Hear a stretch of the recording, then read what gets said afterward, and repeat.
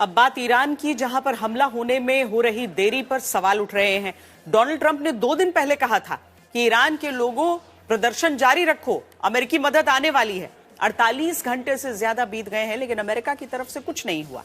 Donald Trump की धमकियों से बस प्रदर्शनकारियों को फांसी नहीं दिए जाने की बात ईरान ने कही है, और डोनाल्ड ट्रंप इसी से खुश नजर आ रहे हैं। डोनाल्ड ट्रंप की चेतावनी के बाद ईरान में प्रदर्शनकारियों को अब मौत की सजा नहीं दी जाएगी। फॉक्स न्यूज की इस खबर पर ट्रंप ने पोस्ट कर लिखा है कि यह अच्छी खबर है, उम्मीद है यह सिलसिला जारी रहेगा।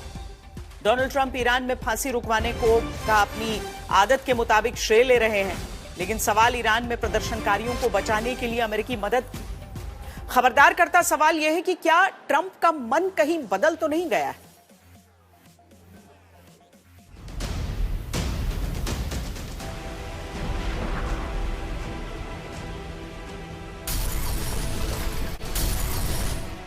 A short time ago, the U.S. military carried out massive precision strikes on the 3 key nuclear facilities in the Iranian regime: Fordo, Natanz, and Esfahan. करीब 6 महीने पहले ईरान के परमाणु ठिकानों को तबाह करने वाले डोनाल्ड ट्रंप क्या ईरान को लेकर बदल गए? Does this mean military action is now off the table against Iran? We're going to watch and see what the process is, but we were given a very good statement by people that are aware of what's going on. 13 जनवरी 2026 को रात 8:30 पर social media पर ये Donald Trump ही थे जिन्होंने Iran के लोगों को अपनी पोस्ट से मदद आने का भरोसा दिलाया था। लिखा था कि ईरानी देशभक्तों, विरोध प्रदर्शन जारी रखो, मदद आ रही है। Iranian patriots, keep protesting, take over your institutions if possible, and save the name of the killers and the abusers that are abusing you. You're being very badly abused. Donald Trump की तरफ से मदद का वादा किए 2 दिन बीत चुके हैं। ईरान के लोग इंतजार कर रहे हैं, लेकिन ट्रंप ने अब तक कुछ नहीं किया। सवाल है कि डोनाल्ड ट्रंप का मन क्या बदल गया है? Iran this morning that help is on the way for protesters. What did you mean by that? What kind of help? You're going to have to figure that one out. I'm sorry. Donald Trump को क्या समझ में आ गया है कि विरोध प्रदर्शन से खामनेई की सरकार नहीं गिरेगी और हवाई हमले का भी सीमित असर होगा। इसलिए डोनाल्ड ट्रंप ईरान पर हमले को लेकर पीछे हट रहे हैं, क्योंकि ईरान में रहने वाले भारतीय पत्रकार अहमद अब्बास सबसे बड़े विरोध प्रदर्शन के बावजूद बताते हैं कि ईरान की खामनेई सरकार को गिराना बहुत कठिन है। पूरे रीजन में अमेरिका के सामने जो सबसे बड़ा चैलेंज है, जो सबसे बड़ी रुकावट है कि वो अपना एजेंडा आगे नहीं बढ़ा पा रहा है, वो है ईरान। तो ईरान के सिलसिले में कोई नरमी बरतने वाला नहीं है, कोई ढिलाई बरतने वाला नहीं है, ये आप यकीन रखें, मुझे पूरी तरह से ये यकीन है। अगर वो नहीं कर रहा है तो इसलिए नहीं कर रहा है कि उसे पता है कि ये अचीव नहीं कर पाएगा, इस गोल को अचीव नहीं कर पाएगा। गोल क्या है? गोल है रेजिम चेंज। तो रेजिम चेंज इस तरह से होने वाला नहीं है, ये तय है। अमेरिका इससे पहले इसको आजमा चुका है। बल्कि क्या होगा, दूसरी चीज़ ये है कि ईरान जवाब देने की पोजीशन में है। तो क्या ईरान की तैयारी अमेरिका को रोक रही है? पिछले साल इजराइल और अमेरिका ने ईरान पर ताबड़तोड़ हवाई हमले किए थे। सबने ईरान के पलटवार को भी देखा था, जिसने अपनी मिसाइलों से इजराइल में तबाही मचाई थी। अमेरिका और इजराइल के एयर डिफेंस सिस्टम भी ईरान की मिसाइलों को नहीं रोक पाए थे। क्या यही बात ट्रंप को समझा रही है कि ईरान वेनेजुएला नहीं है? मैं नहीं समझता कि ईरान की गवर्नमेंट या ईरान का जो सिस्टम है वो ये एक्सपेक्ट कर रहा होगा कि रशिया या चाइना अपनी फ़ौज भेज दें ईरान की मदद के लिए। इस तरह से होता भी नहीं है। ईरान ने ये किया हुआ है कि डिफेंस के लिए, एक तो ये कि ईरान अपने पैरों पर खड़ा है। ईरान का जो डिफेंस है, आपने देखा अभी जो 12 दिन की जंग हुई जून महीने में, उसमें ईरान के मिसाइल का जो मिसाइल पावर जो था वो उसने बहुत अच्छा काम किया। इजराइल के पास अगर अमेरिकी लड़ाकू विमानों की ताकत है, अमेरिका के पास अगर B-2 बॉम्बर जैसे परमाणु हथियार ले जाने में सक्षम सबसे खतरनाक लड़ाकू विमान हैं, तो ईरान के पास 2000 मिसाइलों का जखीरा है, जो अमेरिका हमले में इजराइल और मिडिल ईस्ट में अमेरिकी सैन्य ठिकानों को तबाह कर सकता है। इसी से जुड़ी चेतावनी बार बार ईरान की तरफ से दी जा रही है। ट्रंप की धमकी और ईरान से सारी बातचीत बंद करने के बाद ईरान के सैन्य प्रमुख ने भी कह दिया है कि हम अमेरिका या इजराइल के साथ युद्ध के लिए पूरी तरह तैयार हैं। वीडियो जारी करते हुए मेजर जनरल पाकपुर ने कहा कि अगर अमेरिका या इजराइल हमला करते हैं तो ईरान तेज और जोरदार जवाब देगा। एक तरफ हमले के सवाल पर डोनाल्ड ट्रंप चुप है, वहीं डोनाल्ड ट्रंप खामेनेई के बाद ईरान की कमान संभालने का सपना देख रहे रजा पहलवी को लेकर ही पूरी तरह से आश्वस्त नहीं। ट्रंप ने ही रजा पहलवी के नेतृत्व क्षमता पर सवाल खड़े कर दिए हैं। रजा पहलवी बहुत अच्छे लगते हैं, लेकिन मुझे नहीं पता कि वो अपने देश में कैसा प्रदर्शन करेंगे और हम अब तक उस स्थिति तक नहीं पहुंचे हैं।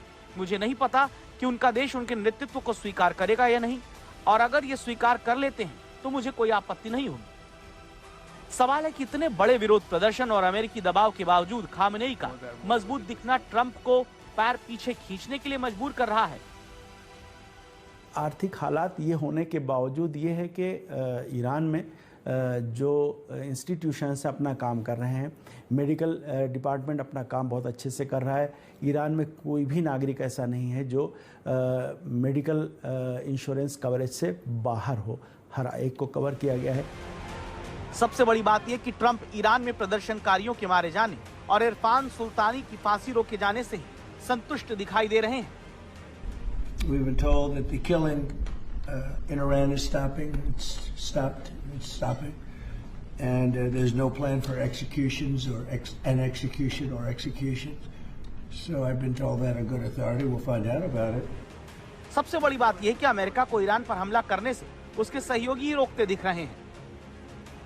वॉल स्ट्रीट जर्नल के मुताबिक सऊदी अरब, जो ईरान का प्रतिद्वंदी माना जाता है, पर्दे के पीछे सऊदी अरब, ओमान और कतर अमेरिका को समझाने में लगे कि अगर ईरानी शासन को गिराने की कोशिश की गई तो इससे दुनिया भर के तेल बाजारों में भारी उथल पुथल मच सकती है और आखिरकार इसका नुकसान अमेरिकी अर्थव्यवस्था को भी होगा।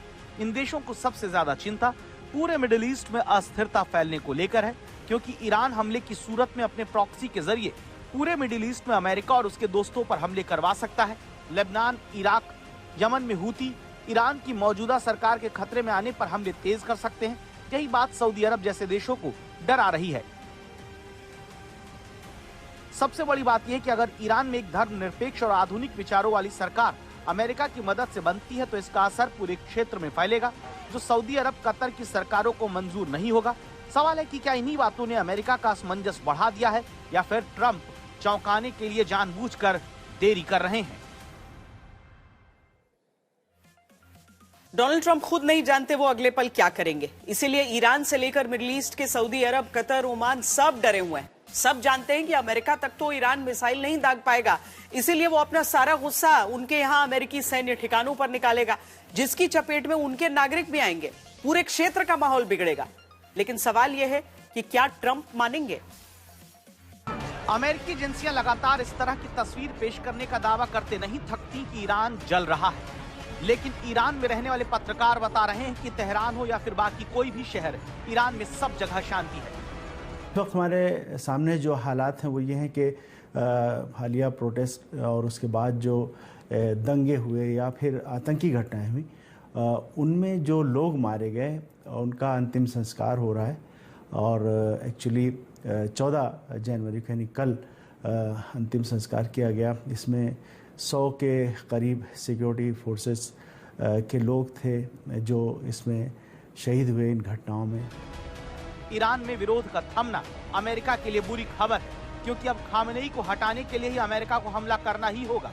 माना जाएगा कि अमेरिका पूरी ताकत लगाने और ईरान की तरफ से प्रदर्शनकारियों से क्रूरता करने पर भी खामेनेई बरकरार रहे। ईरान का बताया जा रहा ये वीडियो देखिए, जिसमें प्रदर्शनकारियों को दौड़ाकर गोली मारते हुए देखा जा सकता है। दुकान के अंदर से बनाए गए इस वीडियो में नजर आता है कि आगे भाग रहे प्रदर्शनकारियों पर पुलिस गोलियां चला रही है। ईरान की बताई जा रही एक और वायरल तस्वीर देखिए, जिसमें सुनसान सड़क पर एक बच्चे को 2 सुरक्षाकर्मी पकड़ने की कोशिश करते दिखते हैं और बच्चा उनकी गिरफ्त से छूटकर आगे भाग जाता है। आरोप लगाया गया कि सुरक्षा बलों ने भागते हुए बच्चे के ऊपर भी गोलियां चला दी।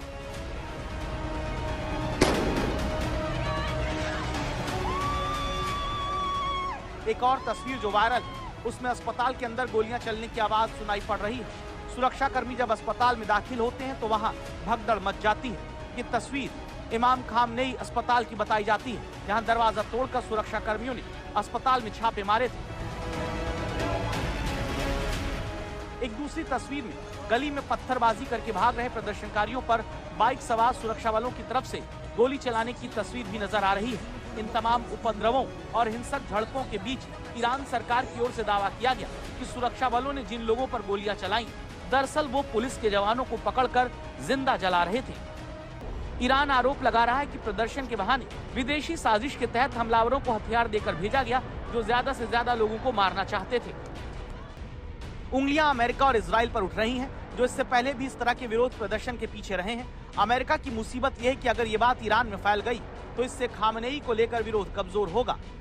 हर एक प्रोटेस्ट में हम ये देखते हैं कि ये कूद पड़ते हैं। ये जो फोर्सेस हैं, इन्होंने अपने एजेंट्स तैयार करने के लिए बड़ी मेहनत पहले से की होती है और ऐसे ही टाइम के लिए कि वो फिर उन्हें इस्तेमाल करती हैं। तो जब ये बीच में आ जाते हैं और प्रोटेस्टर्स के बीच से जब फायरिंग होने लगती है, फायरिंग प्रोटेस्टर्स नहीं कर रहे होते बल्कि ये कुछ ट्रेंड अफराद जो अभी पकड़े भी गए हैं, जिनकी अब वीडियोज़ भी आ रही हैं, हमने अपने चैनल पर इस तरह की एक वीडियो डाली, और भी बहुत सारी हैं जो पकड़े गए हैं, जिन्होंने बाद में एतराफ़ किया कि वो किस तरह से यूज़ हो रहे थे, किस तरह से उन्होंने पैसे लेकर फायरिंग की या लोगों को रिक्रूट किया। तो जब ये सूरत हाल पैदा हो गई कि प्रोटेस्टर्स के अंदर से फायरिंग हो जा रही है या चाकू से हमला हो जा रहा है, इस तरह के वाक़यात हो रहे हैं, तो फिर वो उसकी प्रोटेस्ट की पूरी तस्वीर ही बिल्कुल बदल गई। ईरान में मरने वालों का आंकड़ा 12,000 तक बताया जा रहा है। मानवाधिकार संगठनों का मानना है कि इस पूरी हिंसा में 2,500 से अधिक लोगों के मारे जाने की पुष्टि हो चुकी है। ईरान में भले ही शांति हो, लेकिन क्या ये तूफान से पहले की शांति मानी जा सकती है? बिल्कुल ट्रंप की तरह, जिन्होंने पिछले साल जून में ईरान के परमाणु ठिकानों पर हमले से पहले इसी तरह का भ्रम फैलाया था और अचानक एक दिन हमला करके सबको चौंका दिया। वेनेजुएला पर भी ट्रंप ने अचानक मादुरो को अगवा करके दुनिया को चौंकाया था। तब किसी ने भी नहीं सोचा था कि ऐसा होगा।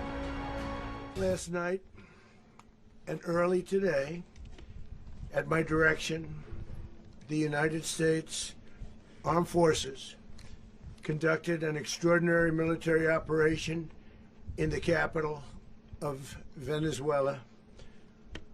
Overwhelming American military power, air, land, and sea, was used to launch a spectacular assault.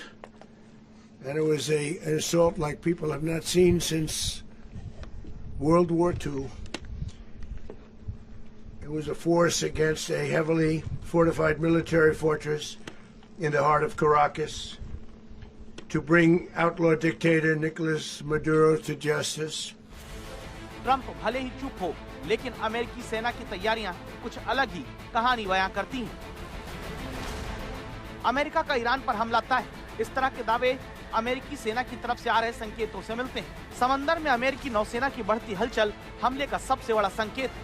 America के दक्षिण चीन सागर में तैनात Abraham Lincoln carrier strike group को मध्य पूर्व की ओर भेज दिया गया है। माना जा रहा है कि लगभग एक हफ्ते में ये ईरान के पास पहुंच जाएगा। हालांकि इसके आने से पहले भी अमेरिका के पास ईरान पर दमदार और सीमित हमला करने के लिए इलाके में पर्याप्त विमान, जहाज और सैनिक मौजूद है। लेकिन इसके आ जाने से अमेरिका के पास हमले के विकल्प बढ़ जाएंगे। सऊदी, कतर, यूएई के सैन्य अड्डों से जुड़ी निर्भरता कम होगी। अमेरिका ने जिस तरह से ईरान के सबसे करीब कतर के अल उदीद एयरबेस से सैकड़ों सैनिकों को निकालना शुरू कर दिया, ये भी हमले का एक संकेत माना जा रहा है। ये अमेरिका का मध्य पूर्व में सबसे बड़ा एयरबेस है। माना जा रहा है कि अमेरिकी हमले के बाद ईरान यहाँ पलटवार करेगा। वो पिछले साल भी ऐसा कर चुका है, यानी ये ईरान का पहला टारगेट होगा। 14 तारीख को अल उदैद एयरबेस से कम 6 KC-135 एयर रिफ्यूलिंग एयरक्राफ्ट ने उड़ान भरी। ये टैंकर लड़ाकू विमानों और बम वर्षकों में लंबी दूरी के लिए तेल भर देते हैं। ऐसी हलचल अक्सर संभावित हमले से पहले होती है। पिछले साल जून में ईरान के परमाणु ठिकानों पर अमेरिकी हमले से पहले भी ऐसी ही हलचल हुई थी। ईरान ने ईरान से आने जाने वाली इंटरनेशनल फ्लाइट्स को छोड़कर सभी फ्लाइट्स के लिए अपना एयर स्पेस भी बंद कर दिया है। तेहरान ने एक नोटिस जारी किया कि स्पेस 2 घंटे से थोड़ा ज्यादा समय के लिए बंद रहेगा। लेकिन अमेरिकी हमले का खतरा मंडराने के बाद बिना कोई वजह बताए कमर्शियल विमानों के लिए अपने एयर स्पेस को बंद करने का आदेश बढ़ा दिया। पेंटागन डोनाल्ड ट्रंप को ईरान पर हमले के लिए कई विकल्प दे चुका है। ट्रंप चाहते हैं कि ईरान में वेनेजुएला जैसी ही कार्रवाई हो, लेकिन अमेरिकी राष्ट्रपति को समझाया जा रहा है कि ईरान वेनेजुएला नहीं है।